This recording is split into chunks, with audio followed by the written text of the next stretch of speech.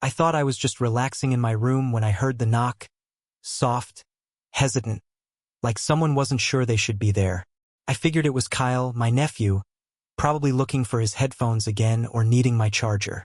But something about the knock made me pause. It wasn't his usual quick tap. It lingered like it carried something heavy behind it. "Come in," I called out, setting my phone on the nightstand. The door creaked open, and there he was, Kyle, my sister's kid. He was a good one. Bright, funny, respectful, but he'd been a little distant lately. At 19, he was straddling that strange space between teenager and adult. You could see it in the way he stood now. Broad shoulders but unsure posture. Confidence with an undercurrent of confusion. "What's up?" I asked, keeping my tone light. "Lose another charger?" He let out a short laugh but didn't meet my eyes. "No. I just was wondering if I could talk to you for a minute." "Of course," I said, gesturing to the chair beside the bed. "What's on your mind?" He sat, but it was clear something was bothering him. His eyes bounced from the window to the floor to the door. I waited, letting the silence stretch just enough to make room for whatever he was carrying. "I've just been feeling weird lately," he finally said. "Weird how?" I asked gently. He shrugged, his hands fidgeting in his lap. "I don't know. Just off. About school. My friends. Even myself sometimes." His voice cracked on the last word. Vulnerability edged in, unguarded and raw. He looked up at me then, and for a moment I saw the kid he used to be. Afraid to say the wrong thing, but needing someone to hear the truth anyway. "I guess I just feel like I don't really know who I am right now," he admitted. "And I thought maybe you'd understand." I stayed quiet for a beat. Not because I didn't know what to say, but because I knew how much courage it took to say that out loud. I remembered feeling that way myself at 19, like the ground beneath you could shift at any second. "Well," I said finally, "if it makes you feel any better, I don't think any of us really have it figured out at 19. But I'm glad you came to talk." He nodded, but the worry in his eyes didn't ease. "I just don't want to keep pretending everything's fine when it's not," he said. "You don't have to," I told him. "You don't need to have all the answers right now. You're allowed to feel lost. That's how we figure things out. By admitting when we don't know." Kyle looked at me for a long moment. Then he nodded again, slower this time, like the words had finally landed. Later that evening, long after the house had gone quiet, there was another knock. It was late, too late for anything casual. When I opened the door, Kyle stood there again, looking unsure. "Uncle," he said softly, "can we talk again?" "Always," I said, stepping aside. He walked in, quiet, eyes fixed on the floor. I waited. "I just wanted to say, thank you," he said, "for listening earlier, for not judging." I smiled. "You don't have to thank me for that. That's what I'm here for." And in that moment, something shifted, not between us, but within him. A weight had lifted. He wasn't fixed and I wasn't his solution, but he knew he wasn't alone.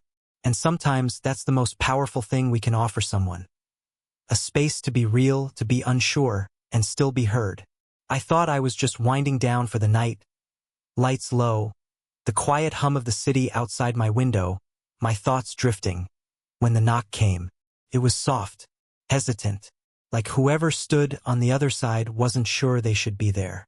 "Yeah," I called out, already knowing who it was.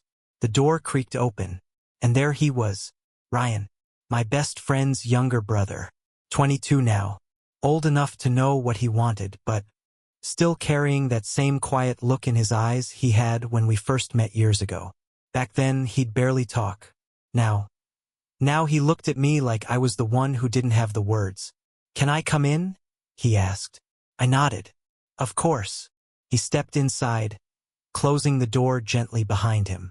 The silence stretched as he stood there, his hand lingering on the doorknob like he wasn't sure whether to stay or go. "What's going on?" I asked softly. Ryan moved to sit on the edge of the bed, his shoulders tight. "I couldn't sleep," he said after a moment. "My head's all over the place." I sat up straighter, setting my phone aside. "Want to talk about it?" He hesitated. "It's not something I'm even sure I should say." My heart picked up. There was something in his voice, something strained and vulnerable. I'd known Ryan a long time. I'd watched him grow up, find himself, break free from his father's shadow. But this felt different. Whatever it is, I said quietly, you're safe here.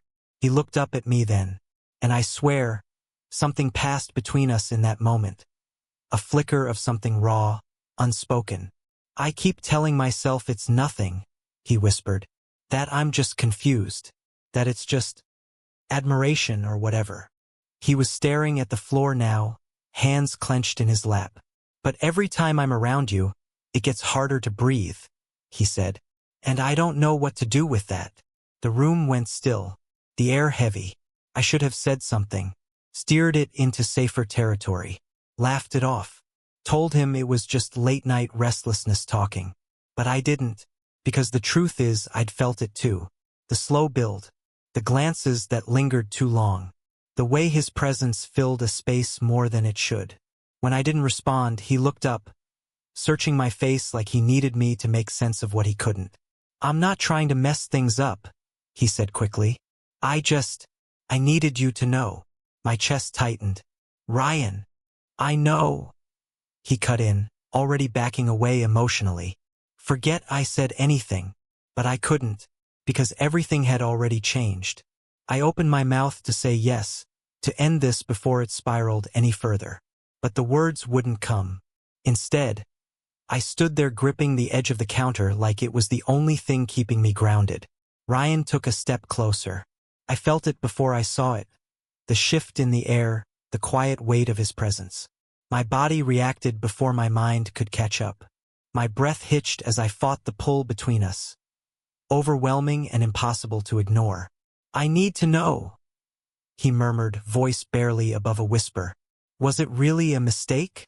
I swallowed hard, my pulse racing, my skin burning under the weight of his gaze. Every logical part of me was screaming to back away, to build space between us before we crossed a line we couldn't return from. But the part of me that had never stopped thinking about last night, that part was screaming something else entirely. Ryan must have seen the hesitation in my eyes, because before I could answer, his fingers brushed against mine. Tentative, barely there, like he was asking without asking. I didn't move away. His breath caught. Say the word, he said, his voice rough around the edges. Tell me to stop, and I will. I wanted to protect whatever normalcy we had left. I wanted to stop this before it got messy, before it became something I couldn't control. But I didn't say anything, and Ryan took that silence as an answer. His hand slid fully over mine, warm, steady, his fingers curling just enough to let me feel the weight of it. My heart was pounding so hard. I was sure he could hear it. Still, I couldn't move, couldn't think past the rush in my chest. Then, slowly, carefully, he leaned in. I should have stopped him, but I didn't. And when his lips met mine for the second time, I knew there was no going back. His kiss was soft, almost cautious, but with a quiet conviction behind it, like he was still trying to find the line between hope and fear. The moment stretched, slow and intoxicating, like we were both holding our breath, waiting for the world to crash. I should have pulled away, but the warmth of his hand, the way his breath mixed with mine, it made me forget all the reasons I'd told myself this couldn't happen. When he finally pulled back, his forehead rested against mine, his breath uneven. Tell me this isn't real, he whispered. Tell me you don't feel it too.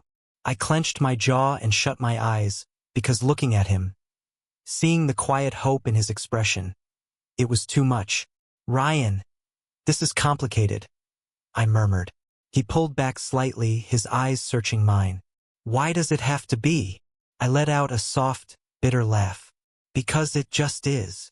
He exhaled, his fingers flexing like he didn't want to let go. I don't care, he said. I don't care if it's complicated. I just know that I want you.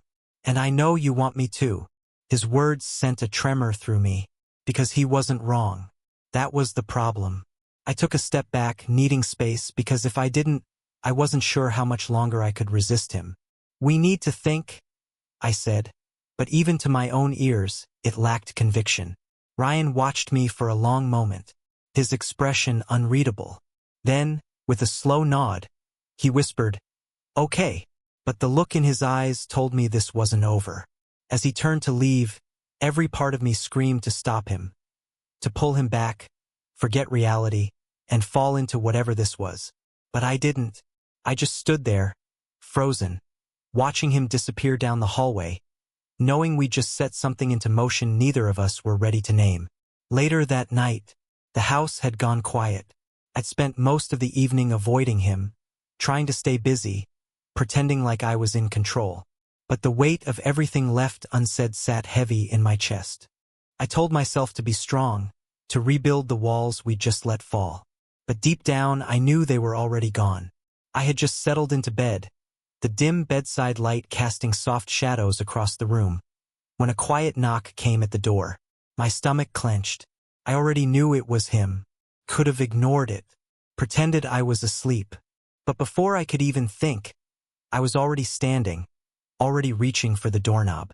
Ryan stood there, hoodie on, hands shoved into his pockets, expression unreadable. For a moment, neither of us said a word. Then he exhaled and asked, "Can I come in?" I hesitated for only a second before stepping aside. He walked in slowly, like he wasn't sure what he was doing here either. I closed the door behind him, leaning against it because my legs suddenly felt unsteady. "I couldn't sleep," he said softly. "Me neither," I admitted. He finally looked at me then, and the intensity in his eyes sent a shiver down my spine. "Are we just gonna pretend like nothing happened?" I ran a hand through my hair. I don't know what we're supposed to do."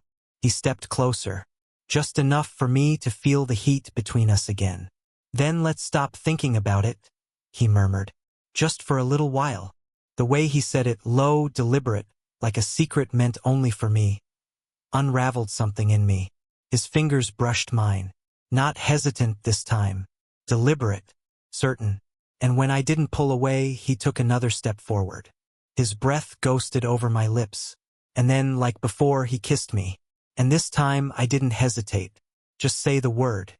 There was hesitation in the way he looked at me then. "Tell me we're not making a mistake." I opened my mouth to answer, but no words came. Because the truth was, I didn't know. Maybe this was a mistake. Maybe we were standing on the edge of something too big, too complicated to handle. But as I stood there, feeling the tremble in his fingers against mine, knowing he was just as lost in this as I was, I couldn't bring myself to regret it. Instead of answering, I cupped his face, my thumb brushing along his jaw. The warmth of him, the way his breath hitched under my touch. That was all the answer he needed. Ryan leaned in again, his lips meeting mine in another kiss. This one was deeper, more certain. His arms wrapped around me, pulling me close. And I let him, because for the first time in a long time, I didn't want to fight what I was feeling. I wanted him. His hands moved slowly, deliberately, like he was afraid this moment might slip through his fingers if he didn't hold it gently enough. His touch was hesitant but filled with intent, every graze of his fingertips sending a quiet shiver through me. I should have felt the weight of what we were doing, should have pulled away before we lost ourselves in it. But all I could focus on was the heat of his breath, the way his chest rose against mine, the restraint in his body, like he was holding back more than I could see. I let my hands trace up his arms, feeling the tight tension in his muscles, the silent plea in the way his eyes searched mine. Asking, always asking. We hovered there, caught in the space between hesitation and surrender.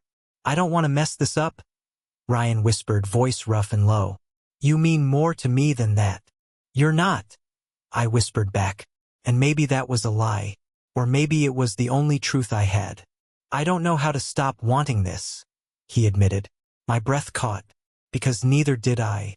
Before I could say anything, he leaned in again, pressing his forehead to mine. His breath was warm against my lips, his grip a little tighter, like if he let go, I'd disappear. "Tell me to stop," he said. "And I will." I opened my mouth, ready to do it. ready to stop this before it went too far. But the words never came. I can't. He let out a shaky breath, and then he kissed me again. Deeper this time. Certain. Unapologetic. His hands moved down my back, pulling me close enough to feel every beat of his heart against my chest. And I let him. I didn't care about the consequences anymore. I just wanted him. Every inch of me felt him, the way he trembled under my touch, the way his breath hitched when I moved just slightly closer. There was no hesitation now. No more pretending we hadn't already crossed the line. His kiss deepened, slow, deliberate, like he was trying to memorize the shape of my mouth. His hands grazed up my sides, and I shivered under the weight of it. Not from fear, but from how right it felt. I should have been thinking about tomorrow, about what this meant. But my mind was lost, drowning in the way he touched me, the way he held me. When we finally broke apart, breathless, Ryan rested his forehead against mine. His heart raced against my chest, mirroring my own. I don't know where this leaves us, I whispered. He gave a soft, nervous laugh. Me neither. But I know I don't want to stop. I held on to his shirt, like it was the only thing anchoring me to this moment. This is complicated, I said. But even as the words left my mouth, I knew I wasn't letting him go. I don't care, Ryan said. I just know I want you. His words landed like something final, something I couldn't unhear. I didn't have the answers. I didn't know what tomorrow would look like. But I knew, in that moment, I didn't want to fight this anymore. Later, the days after that night felt like a slow unraveling. What had once been unspoken tension, thrilling, uncertain, had now become something heavier. We'd crossed a line, and no matter how much we tried, there was no undoing it. Ryan still looked at me like he couldn't let go. And God, part of me didn't want him to. But the silence between us started to stretch longer. The glances became loaded, the touches accidental, or maybe not. One evening, I found him sitting alone in the dim living room, staring at nothing. He looked different, not like the Ryan I'd always known. There was something in his eyes, something quieter, something breaking. He must have felt me watching him because he finally turned. And for a second, I thought he was going to say something. Something that would shatter this strange silence between us. But he only looked down and shook his head. I think we made a mistake. The words hit harder than I expected. I forced myself to swallow the lump in my throat.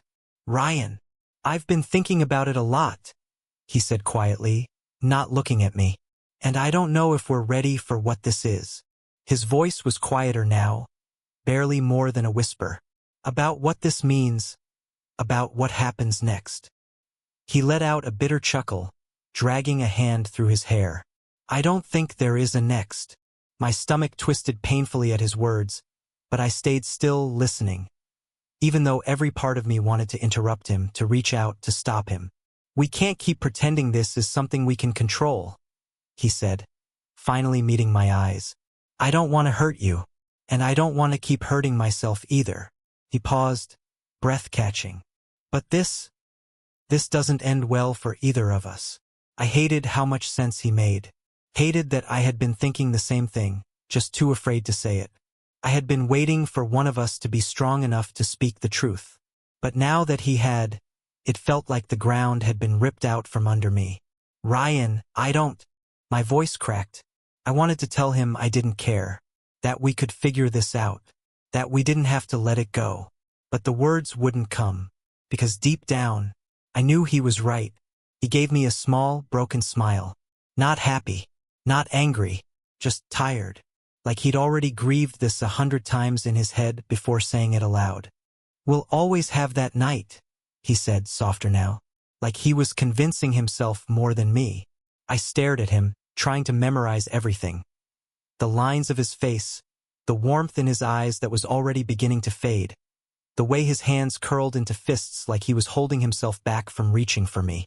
And then, just like that, he stood up. Ryan, I said, too late. He hesitated, just for a second, like he was waiting for me to stop him, to say something, anything that might make this easier. But I couldn't. And then he was gone. The door clicked shut behind him. I sat there in the silence, staring at the space where he had just been, feeling like I had lost something I never really got to have. Maybe in another life, in another version of us, we could have figured it out. Maybe we could have been more than just a fleeting moment in each other's stories. But this wasn't that life. This was reality. And reality has never been kind to people like us.